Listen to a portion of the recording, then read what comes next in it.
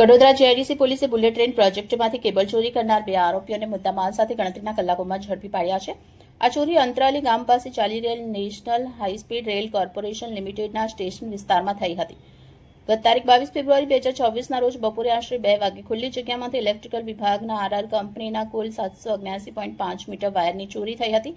ચોરાયેલા વાયરની અંદાજિત કિંમત ₹36,124 હતી. આ અંગે અજાણ્યા ઈસમો વિરુદ્ધ ગુનો નોંધવામાં આવ્યો હતો. ગુનાની તપાસ દરમિયાન police sub inspector M.L. Ramani અને તેમના સ્ટાફે નિયોલ ગામ શેઢાવ રોડ વિસ્તારમાં સીસીટીવી કેમેરા અને ટેકનિકલ સોર્સના આધારે બાતમી મેળવી હતી.